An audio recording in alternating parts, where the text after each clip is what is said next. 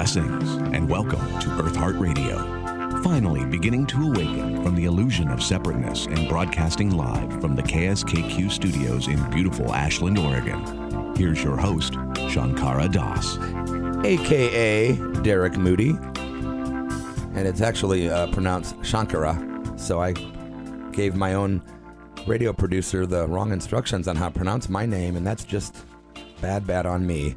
Hey, my friends, good afternoon, brothers and sisters, and thanks as always for tuning in to your radio temple, for allowing the reception of your towers of audio education to be expanded with high frequencies and 1 hour of the Eartheart radio show.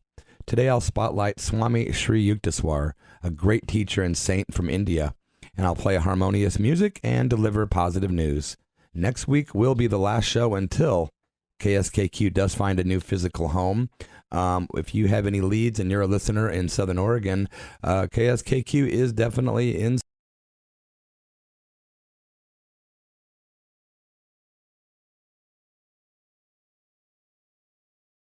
search of a new home. So if you have any leads, give us a call at 541-482-3999, or you can email us at kskq.org, of course. I hope you'll follow us and stay tuned when we are back up and running. Next week, my guest will be Deanna Larkin. Is it Deanna Larkins or Larkin? Deanna Larkins. It's with an S, okay. I wanted to make sure. She's discussing the benefits of veganism, and she's an intuitive, so that's going to be an interesting show.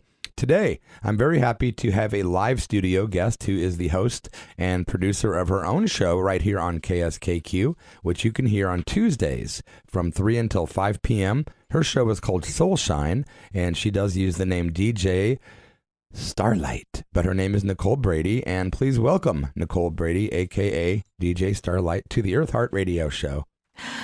I'm so happy to be on your show. Thank you for inviting me. And you brought your altar. She brought a little doll of the Saint Amma, the hugging saint, and you purchased this or donated directly from Amma and her people to get that doll? The Amma shop, I purchased it at the ashram in San Ramon, California, when I went to see Amma, and there's actually like an Amma doll shop, and there's small, medium, and large dolls that come with legs and arms. Okay, now is yours medium or large? Mine is medium, and she has no legs, and she's sitting on her throne, this little wooden carved chair with elephants on the side, and there's a little orange in front of her as her offering and some rosewater spray. Now, does the chair come with the doll? No, that was separate. Okay. I just wanted her to have something, like a throne to sit on. Something to sit on. She's like a queen. Exactly. And I'll post that photo of the Amma doll and the little altar that we have set up here in the KSKQ studios that Nicole brought in, so you can see. So check out, if you'd like, Eartheart Radio on Facebook for that photo later. I got to ask, how did you first discover Amma? Well, that's such a great question. I still think about it all the time, even though it's been like 15 years. Wow, that's a long time. Yeah. I feel like at this point, Amma found me. Like she comes, I don't know, I guess we find each other. But, actually, so I met her 15 years ago, but about a year before I met her, I was working as a receptionist for a massage therapy clinic in New Haven, Connecticut. Wow, the other coast. I'm from Connecticut, yeah. And the owner's wife was an AMMA devotee. And I didn't know who AMMA was, but that's how she works. She's silently creeping her way into my life. Weaving her way right into your psyche. Weaving. Yeah, it's probably more like weaving, not creeping. Well, So the owner of the massage thing says, "Oh, Amma's coming to Boston. There's an article on her here." I was like, "Who's Amma?" She's like, "Here, read the article." So I was like, "Okay." And I was reading it, and at that point, I guess I would say at a different level of consciousness, as we're always growing, right? And so I guess I wasn't finding a whole lot of interest in it then, until I read in the article her birthday, September 27th, and I was like, "That's my birthday." Really? And that was it. Like, that was like the hook for me. Like, oh, we have the same birthday. How interesting. But still, I didn't go see her in Boston. I wasn't interested in that. Oh, really? Yeah. But the seed was planted. Yeah, the seed was planted, right. So then about a year or so later, I had moved to Maui, and I met someone there who was surprise, an AMMA devotee, and I was like, I keep hearing about and you're this like, AMMA yeah, lady. here's this lady again. And he was like, she's coming to the San Ramon ashram in June. Let's go. Like, let's fly there and see her. And so I was just like, okay.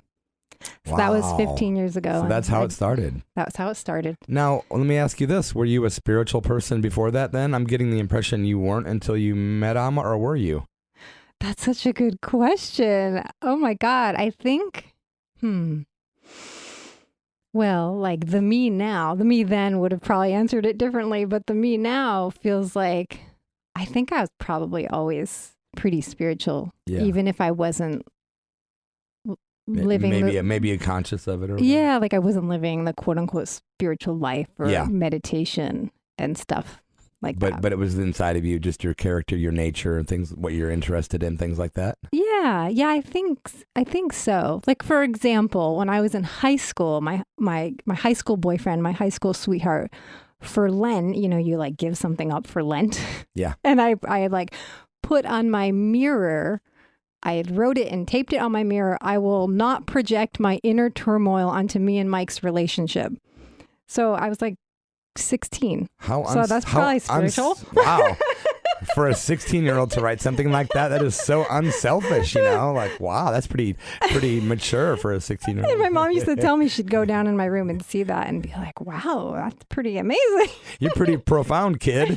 Well, like I didn't grow up going to church. Not that is what makes you spiritual, but just to give you a little of my background. Yeah. I didn't grow up going to church. We didn't go to church or anything like that. So I really? kind of feel Not at all, huh? No, I kind of feel blessed in that way to kind of had like a blank canvas to create my own what God is for me, what spirituality is for me. It is interesting how the word God, especially in 2020 or today, the word God can either bring about so many different reactions. Like some people are extremely turned off by it. Some people are like immediately like blissed out by the word, no matter what it means. Mm-hmm. But it also causes friction sometimes. Like, last week somebody tried to say, I think that Derek is proselytizing and trying to, and I'm like, that's kind of funny when I don't have one religion. What am I proselytizing? I take the love from every belief system and kind of, I just share it. So it's such a trigger word. But that's happened twice now on the Eartheart show. Twice, two different people have tried to accuse me of proselytizing, and I've had to defend myself in a manner because I'm not doing that at all. Oh yeah, because my religion's love. So what, should I not try to give love? I mean, and that's perfect because that's what Amma says. Exactly. She says I actually have a T-shirt. Oh, I should have worn it today. It says my religion is love, and Amma had said that. So, exactly. So thanks to that backs my point up even more. It's, just because I'm talking about, different saints doesn't mean I'm trying to convert anybody into anything. Yeah. I'm just trying to, in my personal way, to bring awareness to different types of spiritual matters because folks like us find that interesting. That's all. I'm not trying to convert anybody, though. And hey, look, can I add something to that? Of course. Byron Katie, the work of Byron Katie, it's self-inquiry work, questioning your mind and your stressful thoughts. She used to joke that her religion was saying to her sons, pick up your socks off the floor, pick up your socks, pick up your socks. That was her religion. So, you can say anything is a religion. Yes, you're right. Good point. I like that. Okay, so you ended up going and flying to the San Ramon ashram to meet Amma, correct? Mm-hmm. What was that experience like the first time you got to see her in person? Oh gosh. Well, it was just such a mix of things. It was like a new culture in itself. I bet it was probably quite shocking a little bit for the first time, perhaps. It was very fast paced. All the devotees and a lot of them Indian devotees, and there's just big crowds of thousands, and so they you go to get your darshan, which is the hug. And my experience was like, feeling like people were pushing me around a lot. Just like, they're kind of like, come on, go next. They've got this certain method to make it like work as quick as possible because of the amount of people, I guess. Because of the amount of people. And Amma, though, she was so present. It was like she could do 100 things at once. I remember sitting there waiting, like looking up because she was a little higher up than you. You're kind of like in her lap or in her bosom when you're getting the hug, and just like all these things were happening while I was waiting my turn. Like the Swamis are on the phone next to her with someone, and then they like ask her a question or put the phone up to her ear, or she's talking to all different people. And I'm just like, wow, like all this is going on. But then when you're with her, it's like you feel like she's with you, even if sometimes you're just resting on her chest and she's talking to someone. Wow. Yeah, it was like a whole nother culture. Gosh, I'm trying to remember. And then people were telling me I was being introduced to longtime devotees who were telling me all these stories of Amma knows everything about you. And they would give me all these examples of times they asked her a question or talked to her and she knew things that no one else should know. And I was just fascinated. And I said, oh my God, like if this is true, I'm going to ask her a question and see if she knows. And the guy who had brought me there, and I hadn't known him long, but it's interesting you ask my experience because it was a mixed thing. Like I had my experience with him and then her and then the crowds of thousands and like everything. And when I got there, I felt him to be very controlling and it was very upsetting to me. And I was like, what am I doing here with this person? So after hearing all these stories about Amma knowing everything about you, I said, I'm going to ask her if I should stay with him or not. And I got on the question line, which I now know is not easy. Like some people wait years to get on the question line. There's a question line, huh? You can ask Amma a question. I did not know that. Yeah. And I got on the line and just super easy peasy, like, okay, you're on the line, go ask her a question. And you write it down and everything. And I asked, and I wrote his name because I thought, well, if she knows everything, she knows who I'm talking about. Right. It was the name she had given him. One would assume that. I said, should I stay with him or not? I said his name and she answers the Swami in her language, Malayalam. I think I'm saying it right. And then he tells you in English or your language. So he's like her translator. Yes. And she said,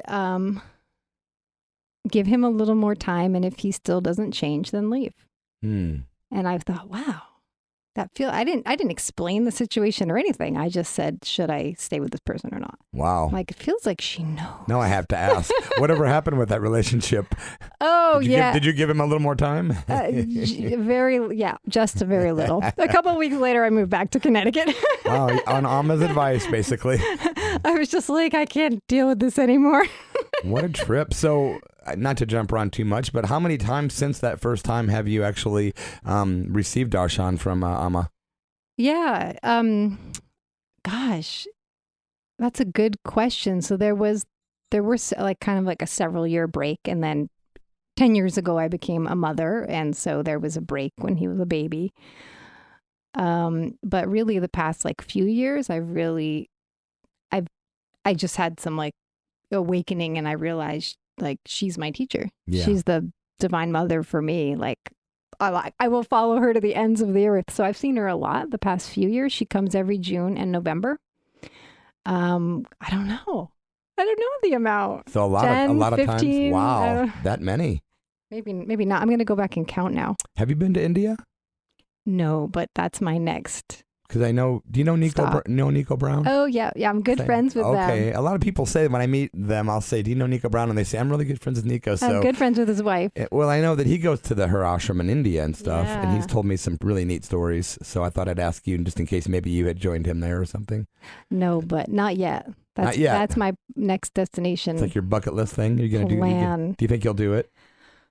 Definitely. Nice. Yeah. I want to take my son. He's turning 10 next month. And he wants to go. And, I hear from other people with kids and other devotees, like, take them now while they still want to. Because when they get a little bit older, they're into their friends and their life here. And they might not be asking to go anymore. Does your son understand who Amma is? Does he have a comprehension of who she kind of is? Yeah. So he met her when he was in the womb.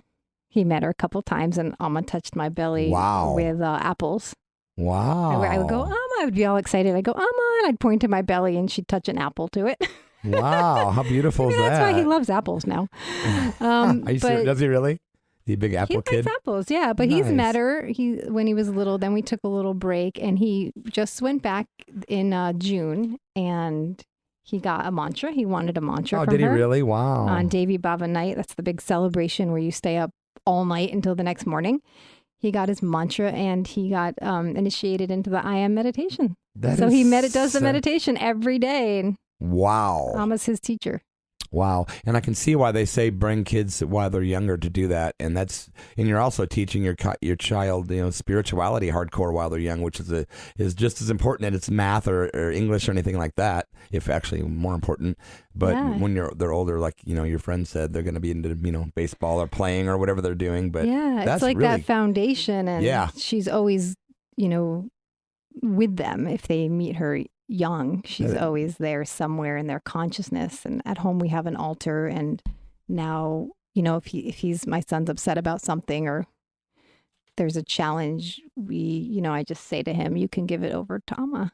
You can just give it over to the Divine Mother to take care of. That's awesome. Yeah, I love that.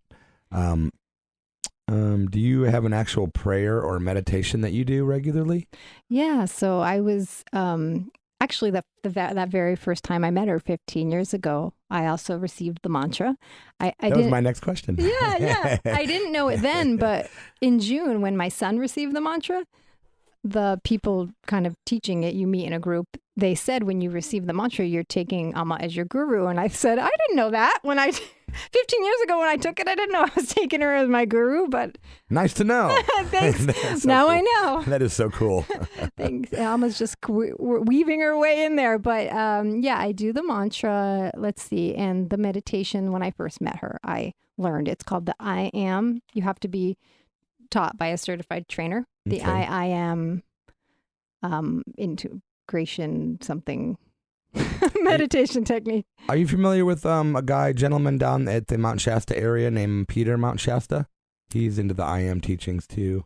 Oh, I don't know. There is a satsang that happens at someone's house in Shasta every month, but it's not Peter's. Okay. Yeah. Thought I'd ask just in case. Such a small world. Yeah. It's funny, the people I talk to that are connected to other people. It's just really a small world. I know, but I have to tell you, I didn't practice either of them until like the past year. You mean like your mantra? My mantra. I had an aversion to the mantra. I don't know what it was. I think it's just Westerners have a hard time with discipline in general. Some of my Hindu friends that are like more orthodox, they actually believe that we are wasting our time. Like, you guys, you're never going to get it. Like, you're in the West. And that makes me really want to buckle up and have more discipline. You know what I mean? Like, I'll show you. Well, I see what they're saying. So that, yeah, exactly. And I think it's probably a test to make people be a little more serious about turning the spiritual heat up, instead of just going, okay, yeah, you're right. I'll just give it up and watch TV and eat Doritos, I guess. And like I was saying, before, I was at such a different level of consciousness. I couldn't even imagine spending my free time, in quotes, like sitting down and doing a boring mantra. Like, I'd rather be like sitting in front of the TV and having my Doritos. But now I'm really getting into it now. And the meditation, about a year ago, I started making these resolves around December before the new year to like do it every day for a month. And now I can say it's a regular part thing. Of your practice. If I do it in the morning, I feel really like more steady, even minded throughout the day. Nice. Yeah. It feels so, it got to a place where it felt like home when I sat down and meditated, where before it was like pulling teeth to sit down and meditate. Oh, I have to make time to do this. Whereas now it's like a natural part of your life. Yeah, like when I sit down, there's actually this exhale of like, okay, I'm back home now. This feels it's like a big hug from the Divine Mother. And I heard from the people who teach it that every time you do the I Am meditation, it's like you're receiving Amma's darshan. So that's a pretty good incentive. You're just keeping it strong by practicing the mantra. Or the meditation. Exactly. Yeah. I was going to ask you about your radio show, Soulshine. How long have you been on with KSKQ? Yeah, I think that's been about 4.5 years. So we've been here right around the same time. Mine has been 4 or 5, I can't remember, but it's right around there. Okay. So that's interesting. Okay. Yeah. And it's funny because when I do this Church of Rock radio show at night, and when I was starting this show, I talked to you and you said, oh, I hear you're starting like a spiritual sort of radio show. And you're like, I want to have a spiritual radio show. And I'm like, that's funny. I've been listening to you for years and I consider you a spiritual radio show. I was telling Tracy that last night and she thought that was hilarious because she thinks the same thing. She goes, DJ Starlight's totally spiritual. And that's so cool. So to me, you were already doing what I was starting to do. So that's a compliment, I guess. That's awesome. Yeah. But maybe you just didn't realize it. I don't know.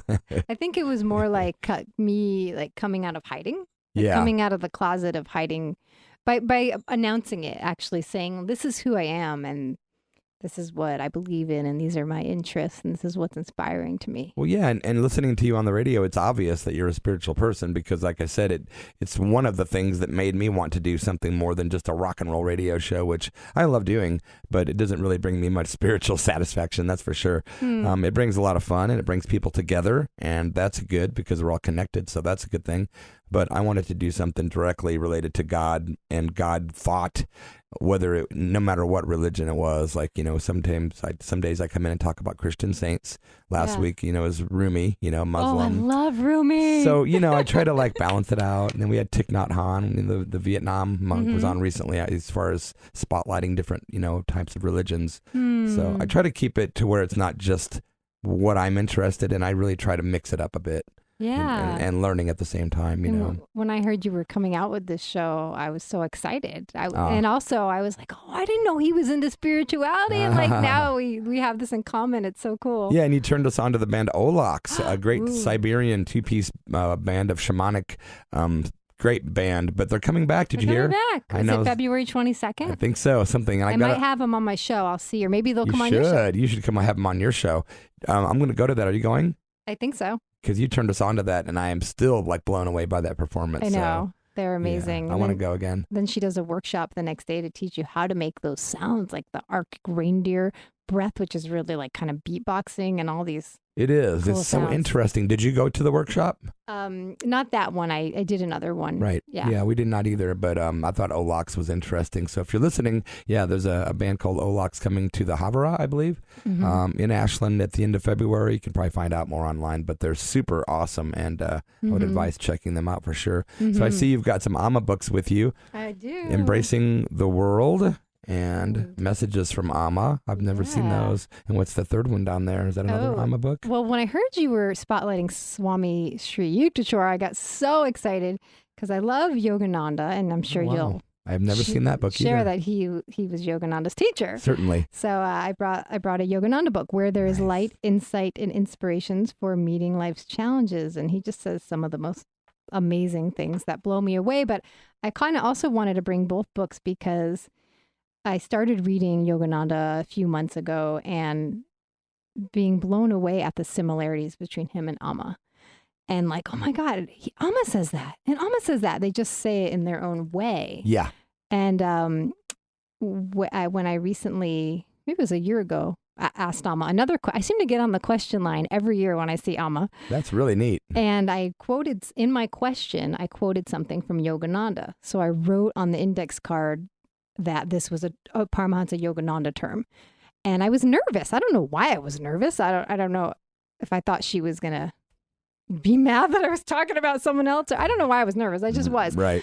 Anyway, so the Swami came back to translate, and he said, I said, what did Amma say about that question? Because I asked two questions, and he said, Amma said that Yogananda brought you to her. Wow. That was it. And I was beautiful. Like, oh my God, they all know each other. It was just like this really exciting moment. Wow, that is so cool. I just feel like for a while I was saying, I feel like they're the same. I feel like Amma and Yogananda are the same. And then yesterday I came to, what do I mean by that? Maybe like the same consciousness. Yeah. They're one with each other. Well, yeah. I mean, his physical body died, but his spirit consciousness is still, how do you know he's not occupying her? I don't know. We don't know, right? Yeah. How neat is that, though? We don't know. That it could be. And I just want to share, somebody in the Wellsprings hot tub, actually, said to me, we were talking about Yogananda, he said one of his last breaths before he died, last words before his last breath, was the only thing that will replace me now is love. Wow. And Amma was born the same year he died, like just several months later. Really? And she's like the embodiment of pure love. So I was like, wow. That's amazing. You're blowing my mind.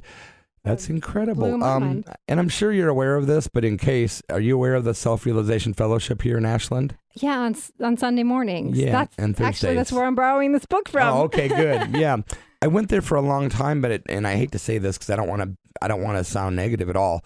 But the new temple, I have a hard time meditating there, just because it's in that public building, and whenever I go there, it's super hard because there's always people talking out loud and walking in and out. And when they were over in Phoenix, we thought it was noisy there because cars were going by, but it's way noisier at this temple. So that's what made me start Eartheart Radio, was because instead of going to SRF every week for a couple of years, I decided to create my own literally temple space for 1 hour on Sunday. Oh, yeah. Just somewhere I could do my own sort of meditation and have different people in like you and talk about different saints, just like they do at SRF, So yeah, cool. that was kind of my inspiration. Oh, wow. Yeah, that's cool that you're into Swami Shri Yukteswar, because that's the next segment I'm going to talk about, actually. I can't wait to hear what you say about him. And I just love him. There's this one picture of him. What's one that you posted, and I don't know what it is about him. I just look at it and feel like I just love him. Well, they say that you can look at a picture, much like you told me about the AMMA doll, that you can look at a picture of a saint, and that supposedly, from what I've read in a lot of Hindu scriptures, just looking at a photo of a saint, you receive the same darshan that you would get as if you were looking in their eyes as a human being, like a physical in the flesh. Wow. And I've asked different teachers that, and they say that's absolutely true. And Ram Dass believed that too, so... Wow. So go on Eartheart Radio's Facebook page, right? And look at the picture of the photo montage. Stare at Swami Shri Yukteswar, yeah. Well, gosh, thanks for being here today. I can't believe how fast it's already almost 2:30. I know. I could go on and on. I know. It's great. I've been wanting to talk and hear more about AMMA. So anyone listening, thank you for joining us. You're listening to the Eartheart Radio Show on KSKQ with Nicole Brady, a.k.a. DJ Starlight.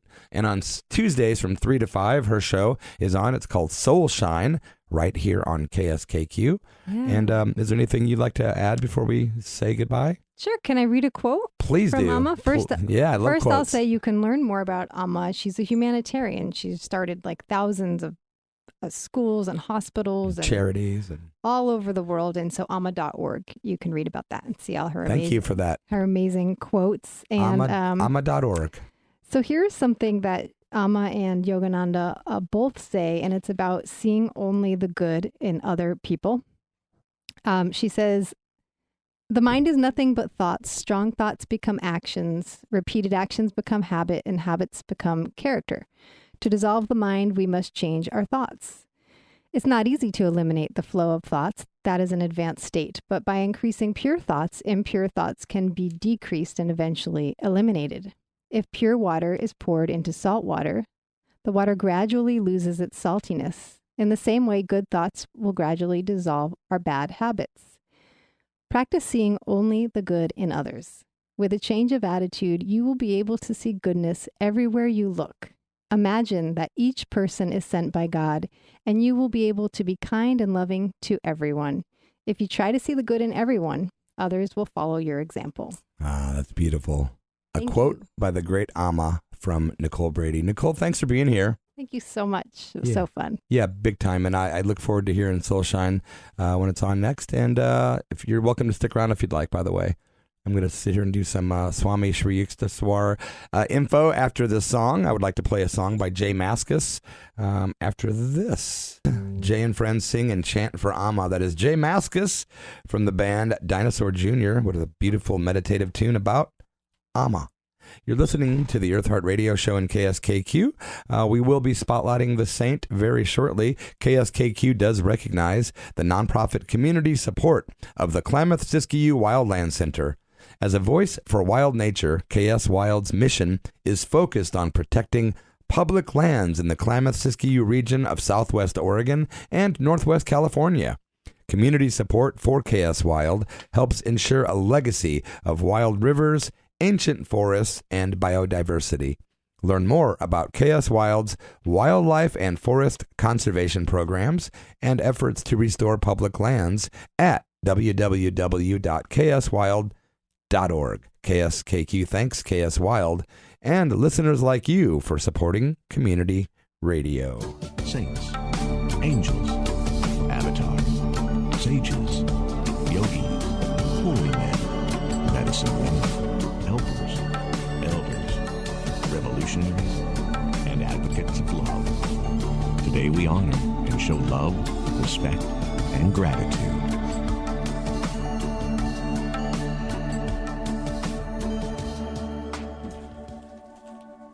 Today we are going to spotlight yet another high-frequency soul temporarily inhabiting a human body. Today we are speaking of Swami Shri Yukteswar Giri, born May 10th, 1855. Swami Shri Yukteswar was an Indian monk and yogi and the guru of Paramahansa Yogananda and Satyananda Giri. He was born in West Bengal, India. Swami Shri Yukteswar was a Kriya yogi, a Jyotisha, which is a Vedic astrologer, a scholar of the Bhagavad Gita and the Upanishads, an educator, author, and astronomer. He was a disciple of Lahiri Mahasaya. As a guru, he had two ashrams, one in Serampore and another in Puri, Odisha, between which he alternated his residence throughout the year as he trained disciples. As a guru, he was known for his candid insight, stern nature, and strict disciplinary training methods. The rigorous nature of his training eventually prepared disciples, such as Yogananda, for his own intense social work in India and America. Shri Yukteswar was considered by Yogananda to be a Janavatar, or incarnation of wisdom. He did attend Calcutta Medical College for nearly 2 years. He was a bright student and developed an interest in the Bible. In 1894, while attending the Kumbh Mela, he met the guru of Lahiri Mahasaya, Mahavatar Babaji, who asked Shri Yukteswar to write a book comparing Hindu scriptures and the Christian Bible. He did complete the requested book in 1894, naming it The Holy Science. He only had a few long-term disciples, but Yogananda became the most well-known, eventually spreading the teachings of Kriya Yoga throughout the world with his Church of All Religions Self-Realization Fellowship. Regarding his Holy Science book, Shri Yukteswar wrote in the introduction to the book, quote, "The purpose of this book is to show as clearly as possible that there is an essential unity in all religions, that there is no difference in the truths inculcated by the various faiths, that there is but one method by which the world, both external and internal, has evolved, and that there is but one goal admitted by all scriptures." The Holy Science is really a book I would recommend highly. Swami Shri Yukteswar's face can be seen on the cover of the Beatles album Sgt. Pepper's Lonely Hearts Club Band. That's right. And, Really? and so is Yogananda. Oh. And I believe Babaji. Yeah, they're all three on there. He does appear on the upper left-hand corner behind the Beatles. Swami Shri Yukteswar left his body on March the 9th, 1936. Soon after, he appeared to Yogananda and described to him the afterlife. This description can be found in the book titled Autobiography of a Yogi. How interesting, huh? I'm so grateful for your show. And you've got a cool quote you wanted to share too from Yukteswar, correct? Or is that from Yogananda? Yeah, so this is a book of Yogananda's quotes, but in it, he quotes Shri Yukteswar as saying, this is on the chapter called Balancing Feminine and Masculine Qualities. Thank you. So Shri Yukteswar said, "In sleep, you do not know whether you are a man or a woman. Just as a man impersonating a woman does not become one, so the soul impersonating both man and woman remains changeless. The soul is the immutable, unqualified image of God." And then Yogananda goes on to say, "Do not even allow yourself to be limited to the consciousness that you are a man or a woman. You are a soul made in God's image. The wisest course is to remember always, I am neither man nor woman. I am spirit. Then you will rid yourself of the limiting consciousness of both tendencies. You will realize your highest divine potential, whether you are incarnate as a man or a woman." Wow. And so it is. And so it is. Wow. Thanks for sharing that. You're welcome. I love quotes. I have a whole file that I keep from all these different saints. So when I run out of time or if I only have a minute, I can break out the old quotes, Yeah, me too. So thanks for sharing that. You're welcome. You are at the Eartheart Radio Show, KSKQ, and we've got about another 20 minutes. We do have positive news on the way, but I'd like to do a song that I'd like to dedicate to Swami Shri Yukteswar. It's Mita Ravindra doing Om Guru Om.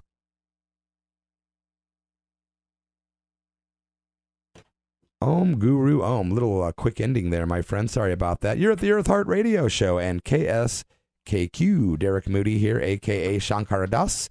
Next week, Deanna Larkins will join me on the show, and we will talk about hardcore veganism. And in her being an intuitive, that'll be interesting. Locals Guide is committed to community building through the creation of positive media. They offer a monthly magazine, mobile travel guides, and visitor information kiosks, which offer timely and accurate local information to people just like you all around the world. KSKQ thanks Locals Guide and listeners like you for supporting community radio.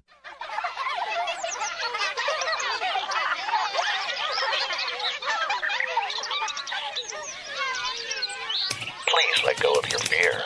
Positive news is here.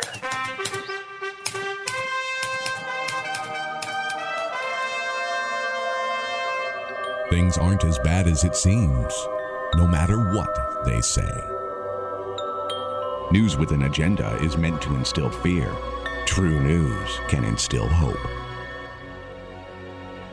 That's right, and that's why every week I try to bring some positive news to the airwaves so you can leave here feeling decent instead of depressed.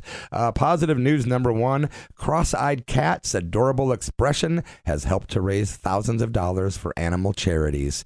The fluffy feline may look confused, but he's simply showing off his singular set of eyes that has earned thousands of dollars for other rescue cats just like him. Belarus the cat has crossed eyes as the result of a condition called strabismus, which causes his pupils to point in different directions. Rachel Kroll fell in love with the cat back in 2018. She first saw pictures of Belarus as a kitten on a Facebook post from the San Francisco Animal Care and Control. She went to meet the feline and adopted him that very same day. It's her first cat, by the way. She has since created an Instagram account for her cross-eyed companion, which has racked up more than 250,000 followers for little Belarus. As a means of wielding a social media fame for a good cause, she started selling shirts and hoodies emblazoned with Belarus's face and donating 100% of the proceeds to animal rescues. How cool is that? She's already been able to donate several $1,000s to pet charities thanks to Belarus and his crossed eyes. Last year, quote unquote, we donated $6,000 to shelters, says Kroll.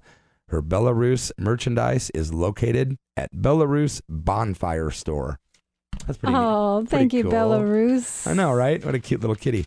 And then positive news story number 2, you can now send compassionate text to random strangers and get them in return. Oh my God, I would love that. I want to do that. Can I sign up? It's like people think outside the box and think of these cool ideas. Studies say that people across all age groups are lonelier than ever. And that's why this new texting platform is aiming to spread kindness all over the world by allowing people to send and receive compassionate texts from strangers. Text for Humanity is the name of it. It's the world's first texting switchboard. It was launched as a means of fighting social isolation from people's cell phones. You send a text you would love to get, and in turn, you receive a text that someone in the world right now needs to hear. Because we are more open and honest with strangers, these words have the potential to be relevant, personal, and powerful. All users have to do is text the word join to corresponding Text for Humanity phone number in their country.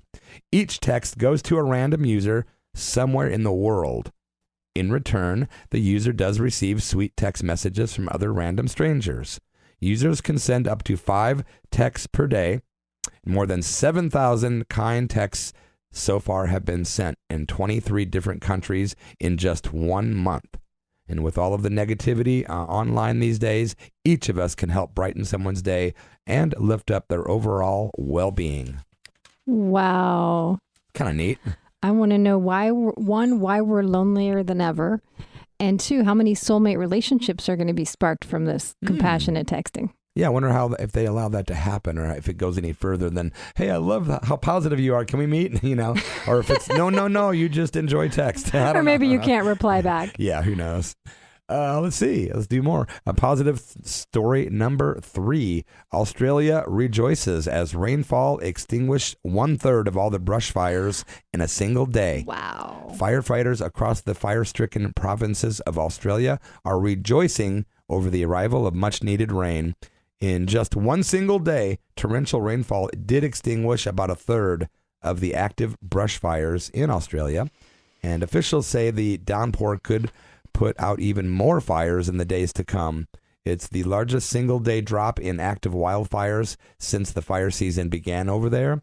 And Sydney, which is the largest city in Australia, enjoyed their wettest day on record for 15 months. So more rain, more rain. Oh my gosh, J-Ma! Yeah, J-Ma, more rain, please. Let's do one more. Positive news story number 4. Basketball legend Shaq. Is that his name, Shaq? Shaq. Oh, Shaq. Shaquille O'Neal? Shaq. Yeah, there you go. I'm so bad at it. I can't pronounce anything right. Basketball legend Shaq repays fans' kindness in Best Buy by offering to pay for the, quote, nicest laptop in the store. Basically, a pair of complete strangers saw Shaquille O'Neal, the NBA legend. They decided to thank... They expressed their condolences to him because he had some people die in his life recently, and he decided to thank them with a gift. The incident took place last week when Patrick Martin was shopping at Best Buy in McDonough, Georgia, and to his surprise, he spotted Shaq in a nearby aisle. Martin then took it upon himself to approach Shaq and offer his condolences not only for the recent death of Shaq's friend and former teammate Kobe Bryant, but also Shaq's sister Aisha Harrison, who passed away in October following a battle with cancer. We walked off, quote unquote, and then Shaq comes to us and says, "I like y'all, so get the nicest one in here and I'll pay for it," recalls Martin. And true to his word, Shaq brought Martin a brand new Microsoft Surface laptop. Additionally, Shaq donated all the proceeds generated from his Super Bowl party in Miami this weekend to the Kobe and Vanessa Bryant Family Foundation, as well as the families of the helicopter crash victims. So that's pretty cool. What a generous guy. That's really nice. That does wrap up positive news on this Sunday, February 9th edition of the Eartheart Radio Show. Again, next week is the last show until we can find a new physical location. Thank you for your loyal listenership, my friends. It's been great to be doing the show all these weeks. I think the first Eartheart show was like at the end of or middle of August. So, yeah, maybe 25 weeks now, I believe. Wow. Yeah. I'm so glad we have a show like this. More shows like this sprouting up. Well, thanks so much. I appreciate that. Would you want to read some quotes for me? Oh, yeah. I'm going to try to find a song to take us out, and I can't do both. This would be really helpful. I love reading quotes. Would you want to, you can either read it out of your book, or I've got a list of quotes. It's up to you. Either or both. I have one in front of me to start. Why don't you go for it, Nicole? This is Nicole Brady, a.k.a. DJ Starlight. Yes. So we have a quote from AMMA here from her Embracing the World book. There's a really sweet picture of her blessing somebody's, looks like a classical guitar they gave to her. And she says, "Pure music is as big as space. It is God. It is the secret of allowing the sound of the universe to flow through you." Oh my gosh. I love that. I feel like I want to say it again. Do it. Pure music is as big as space. It is God. It is the secret of allowing the sound of the universe to flow through you. Beautiful. We have time for one more song. It's Marketor with What Is Right at the Eartheart Radio Show in KSKQ.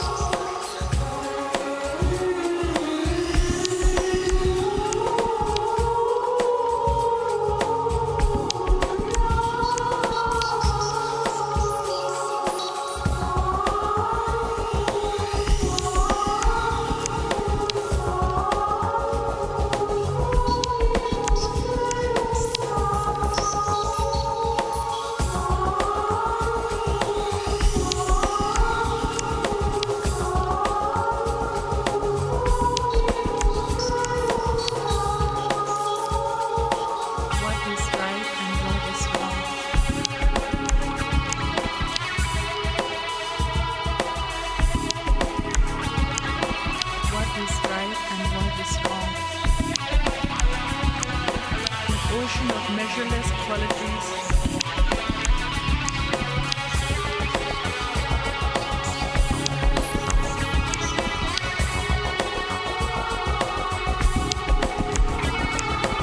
What is right and what is wrong? Without compassion.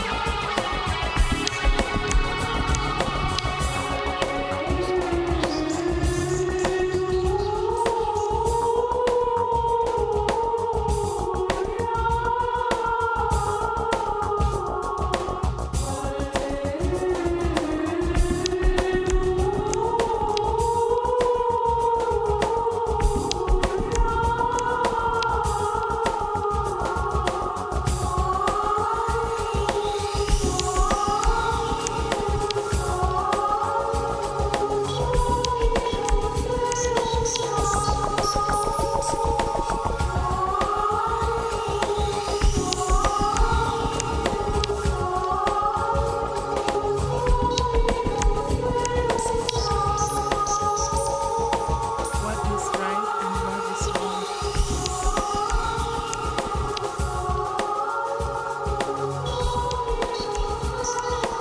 What is right and what is wrong?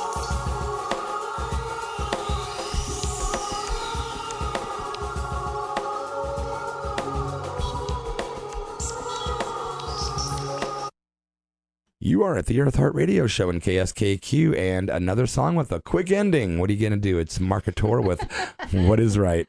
My friends, thanks for being here at the Eartheart Radio Show. I want to thank Nicole Brady for being here. I appreciate your time. Thank you. And don't forget, Tuesdays, check out Soul Shine 3 to 5 with DJ Starlight.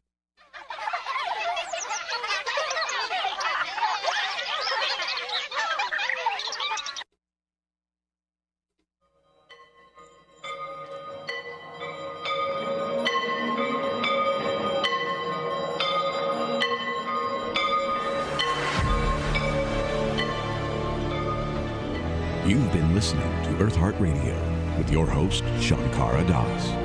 Eartheart Radio is produced by Shankara Das in association with Sister Tracy and Krishna Consciousness. Please tune in every Sunday at 2 p.m. Pacific Standard Time for more Eartheart Radio.